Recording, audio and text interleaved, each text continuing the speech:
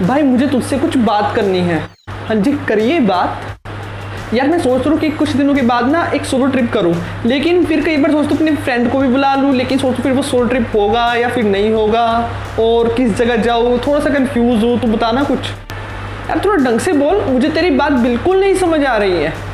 Hello मेरे classy दोस्तों, this is Ankit from MC skills and आज मैं आप लोगों के लिए लेकर के आया हूँ मीनिंग ऑफ आर्टिकुलेट। तो गाइस आर्टिकुलेट आपका एडजेक्टिव है और साथ ही साथ आपकी वर्ब भी है, यानी क्रिया भी है। तो सबसे पहले हम लोग बात करेंगे आर्टिकुलेट एज एन एडजेक्टिव।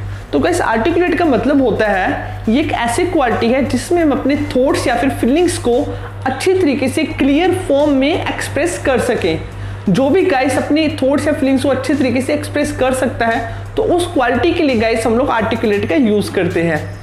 तो गाइस व्हाइट बोर्ड की हेल्प से हम जानते हैं कि इसे हमें अपने सेंटेंसेस में कैसे कैसे फिट करना है। तो चलिए चलते हैं। तो चलिए गाइस चलते हैं अपने फर्स्ट एग्जांपल की तरफ। जो हमारा फर्स्ट एग्जांपल है वो है she is an articulate women. मतलब कि वह एक आर्टिकुलेट वुमेन है।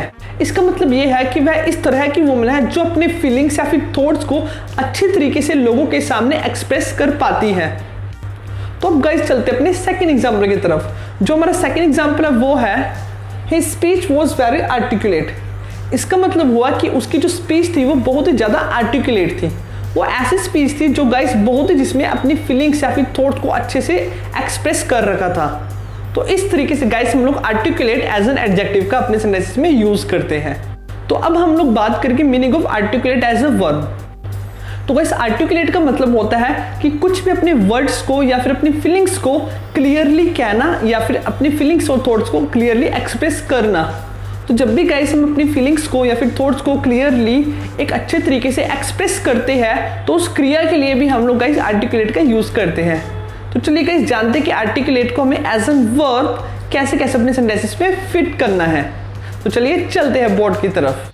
तो जो हमारे पास फर्स्ट एग्जाम्पल है वो है Pankaj struggle to articulate his thoughts. यानी पंकज को अपने थॉट्स को आर्टिकुलेट करने में बहुत ज़्यादा प्रॉब्लम हुई। मतलब उसको गाइस काफ़ी ज़्यादा स्ट्रगल हुआ कि उसको काफ़ी ज़्यादा प्रॉब्लम्स हुई थी जब वो अपने थॉट्स को एक्सप्रेस कर रहा था। So Pankaj struggle to articulate his thoughts. इस तरीके से हम लोग आर्टिकुलेट को अपने सेंटेंसेस में यूज करते हैं। अब चलते हैं हम अपने सेकेंड एग्जाम्पल की तरफ। जो हमारा सेकेंड एग्जाम्पल है वो है she can not articulate her feelings very well. मतलब कि वह अपनी फीलिंग्स को अच्छी तरीके से आर्टिकुलेट नहीं कर पाती, वह नहीं कर सकती। मतलब वो कहना तो बहुत कुछ चाहती है लेकिन गाइस उसमें इतनी हैबिट ही नहीं है कि वो अपनी फीलिंग्स को अच्छी तरीके से आर्टिकुलेट कर सके, लोगों के साथ अपनी फीलिंग्स को बांट सके। तो गाइस इस तरीके से हम लोग आर्टिकुलेट को एज एन एडजेक्टिव और साथ ही साथ एज अ वर्ब हम इसको यूज करते हैं। तो गाइस उम्मीद करता हूँ कि आप लोगों को आर्टिकुलेट का मीनिंग अच्छे से समझ आया होगा और अगर गाइस अच्छे से समझ आया है तो इस चैनल को सब्सक्राइब कीजिए, साथ ही साथ नोटिफिकेशन का बेल आइकन दबाइए। जब आप नोटिफिकेशन को दबाएंगे तो गाइस उसमें ऑल वाला ऑप्शन दबाइए, तभी आपको हमारी वीडियो के नोटिफिकेशन मिलेंगे। इसके साथ अगर गाइस आप ऑक्सफोर्ड डिक्शनरी खरीदना चाहते हो तो ऑक्सफोर्ड डिक्शनरी के साथ साथ इंस्टाग्राम और फेसबुक का लिंक भी हम लोगों ने डिस्क्रिप्शन में डाल रखा है, वहां जाके गाइस उसको जरूर चेक कर लेना।